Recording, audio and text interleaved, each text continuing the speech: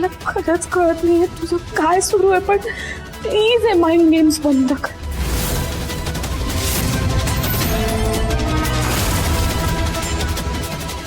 मला नाही कळत आहे ते.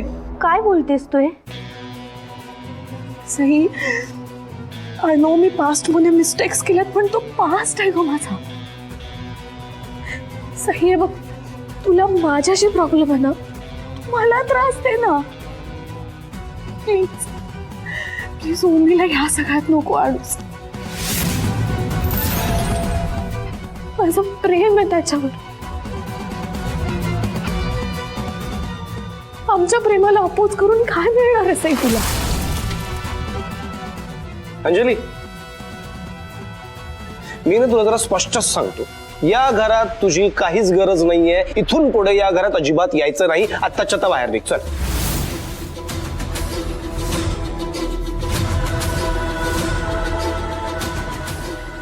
नाही, मी ओमीचा फेस बघितल्याशिवाय इथून जाणार नाहीये. माझं प्रेम आहे ओमीवर आणि मी ओमीला भेटणार. Anjali, Devansh, don't waste your time and energy. Let me handle this.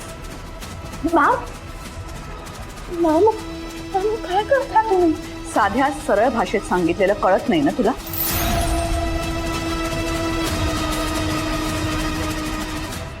Ma'am, this is not fair. Please मला ओंकारला एकदा भेटू दे. तुम्ही तरी नका असं करू. काय फेअर आहे काय अनफेअर आहे हे तू शिकवायची गरज नाही. आधीच देवांशला खूप त्रास दिलायस तू.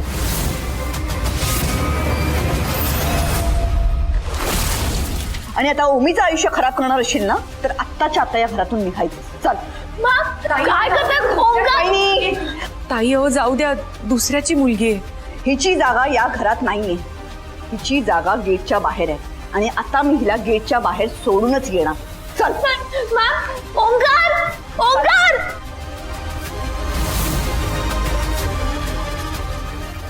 अंजलीला हकलायचंच होतं तर मॅडम तिला दाराबाहेर काढू शकल्या असत्या. तिला बाहेर न्यायची काय गरज होती? मॅम, ऐकू, हात सोडा ना माझा. किती मस्त ड्रामा चालू केला होता. तुम्ही ना मध्येच का मला खेचून घेऊन आलात? ऐकू, हात तोडणार होता का माझा? ऐक माझं. तुम्ही ऐका माझं. एकीकडे तुम्ही मला वेडिंग मध्ये हेल्प करणार असं सांगता आणि दुसरीकडे घरात माझाच इन्सल्ट करता. मॅम, किती मस्त ड्रामा चालू केला होता मी. मॅम, एक लक्षात घ्या, एक तर मी तुमच्याकडे आले नव्हते हेल्प करा म्हणून. तुम्ही माझ्याकडे हँडशेक करायला आला होता. तुम्हाला ना माझी हेल्प नसेल करायची ना, तर क्लिअरली सांगून टाका मला. मला ना तुमच्या सपोर्टची गरज नाही आहे. Shut up. सगळ्यात पहिली गोष्ट, आवाज खाली ठेवायचा, नंतर घरातून कोणतरी ऐकेल. आणि दुसरी गोष्ट, मी जे काही सांगते ते शांतपणे ऐक. मूर्ख आहेस का तू? हा, मी सगळ्यांसमोर तुला काय म्हणून सपोर्ट करू? या घरात माझी पोझिशन काय आहे हे कळतं ना तुला आता? या घरात माझीच पोझिशन अजून क्लिअर नाहीये. आणि हे असं काही केलं ना, तर तुझं ओमीशी लग्न सोड. जहागीरदारांच्या घराकडे मान वर करूनही तुला बघता येणार नाही. कळतंय?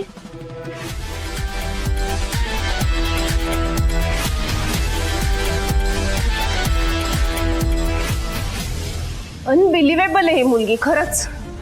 इतकं होऊन सुद्धा वर तोंड करून रोज रोज कशी काय येऊ शकते ही आपल्या घरी? बरं झालं ना त्याने हिला घराबाहेर काढलं. ते असंच पाहिजे तिला. त्या अंजलीला इकडे आपल्या घरात बघितल्यानंतर माझा मेंदू अगदी सुन्न होऊन गेला.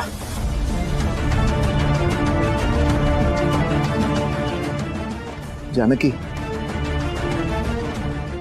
मला वाटतं हे प्रकरण आता फार चिघळणार आहे.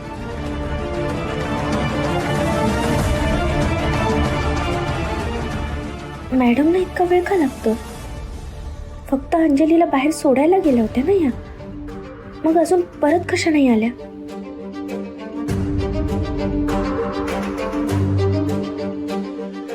आई, मी जरा आलेच. हा,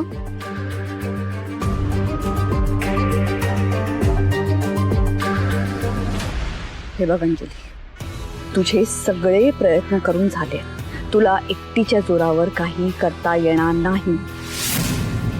त्या सईला घराबाहेर काढायचं असेल आणि तुला सून म्हणून घरात एंट्री करायची असेल तर माझी मदत घ्यावीच लागणार आहे.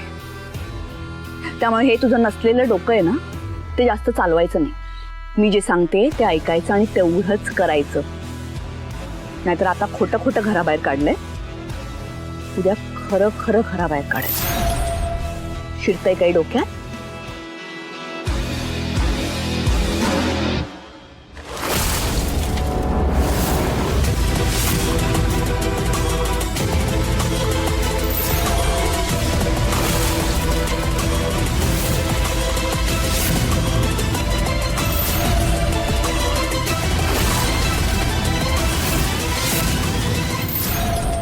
तुम्ही अंजलीला घराबाहेर काढायला आला होतात ना? मग इतक्या वेळचा इथे काय करताय?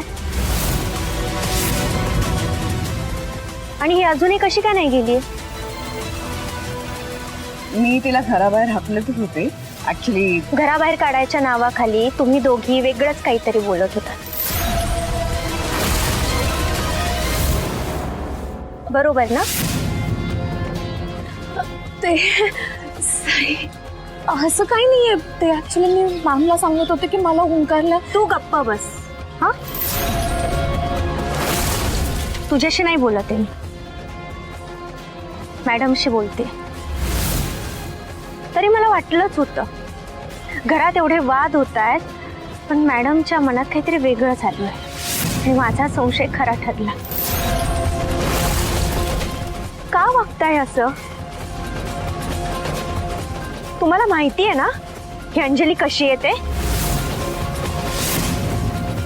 आपल्या ओमीचं आयुष्य बर्बाद करायला निघाली आहे ती, आणि तरी सुद्धा तुम्ही तिला मदत करताय. आपल्याच कुटुंबाच्या विरोधात कट का रचताय तुम्ही? नाही, आता मी गप्प बसणार नाही. तुमच्या मनात काय चालू आहे हे मी सगळ्यांना आत्ताच्या आत्ता जाऊन सांगणार आहे. त्यांनाही कळू दे ना की तुमच्या मनात किती कडवटपणा भरलाय ते. धमकी देतेस मला?